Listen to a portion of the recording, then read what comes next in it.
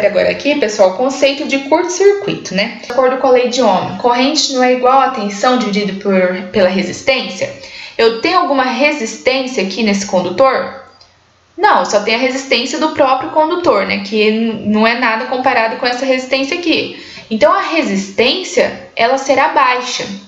Aqui eu tenho uma divisão, né? Se o meu denominador for pequeno, quanto menor for o meu denominador, maior será, né, o valor aqui da minha corrente. Porque é inversamente proporcional, né? Então, quanto menor for o valor da resistência, maior será aqui o valor da minha parcela de corrente.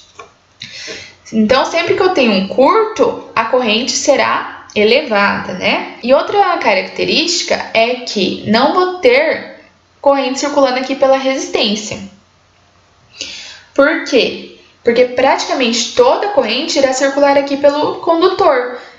Lembrando que resistência, né, novamente, é a oposição à passagem da corrente. Vocês acham que os elétrons irão querer circular aqui, onde eu tenho uma oposição à passagem deles? Não, eles irão sempre pelo caminho mais fácil, pelo caminho de menor resistência. Onde que é? Por esse condutor. Então, isso daqui é um curto-circuito. Então, se eu fosse analisar aqui, né, qual que é a resistência equivalente, né? Qual que é a oposição à passagem de corrente aqui nesse circuito? É praticamente zero, né? Desprezando aqui a resistência do condutor, nós temos resistência igual a zero, porque essa resistência aqui, a corrente não irá circular por aqui. Então, e agora aqui, né? Tem outro exemplo de um curto. Ó, corrente saiu aqui da fonte.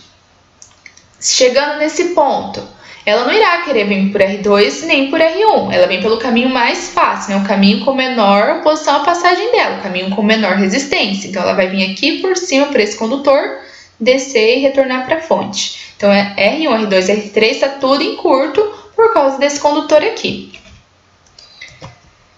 Mas também, pessoal, pode ser que eu tenha em um circuito apenas algumas resistências em curto, que é no caso desse circuito aqui.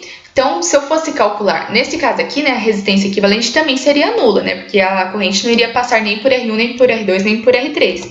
E agora, nesse caso aqui, ó, vamos analisar. A corrente saiu aqui da fonte. Vai passar aqui por R1, por R4, por R2, por R3, né? Vai chegar aqui nesse ponto. Ó, ela não vai querer descer nem por R5, nem por R6, porque, ó, ela tem um caminho mais fácil aqui sem resistência para ela circular. Então, neste caso aqui, as únicas resistências que estão em curto é R5 e R6. Então, se a gente fosse calcular a resistência equivalente aqui, eu só desconsideraria o R5 e R6. Teria que calcular a resistência equivalente de R1, R2, R3, R4, né? Porque a corrente irá circular por elas. Então, vamos redesenhar o circuito para ficar mais fácil? Vejam só, tirei aqui, né, o R5 e R6, porque a corrente não vai passar por eles. Ficou dessa forma, mas ainda está difícil da gente conseguir, né, enxergar aqui como que ficaria, né, se esses resistores estão em série em paralelo. Então, a forma mais fácil é nomear, né, os nós. Então, esse ponto aqui eu posso chamar de ponto A, que ele é o mesmo ponto para o R1, para o R4 e para o R2, né, esse ponto aqui está conectando todos esses resistores. E vocês não concordam comigo que a saída do R3, do R4 e do R1 também estão no mesmo ponto, ó? Tá tudo aqui nesse ponto aqui, ó, né? Tudo nesse mesmo ponto. Então, aqui eu posso chamar de ponto B. Redesenhando esse circuito, ficaria assim, ó. Por quê? Porque eu tenho o ponto A, quem está conectado no ponto A? R1, quem mais? Tenho aqui, né, esse pedaço aqui até chegar no R4, daquele. E também tem aqui, ó, o R2, lá em cima, né?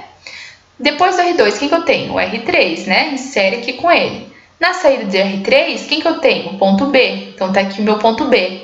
Na saída de R4, quem que eu tenho? Ponto B também. Na saída de R1, também, né? O mesmo ponto, não tem nenhum componente aqui. Então, um ponto B também. Então, olha só como ficou mais simples. Aqui a gente consegue enxergar que o R2 está em série com o R3 e que todos eles, R1, R4 e o equivalente de R2 e R3, estão tudo em paralelo.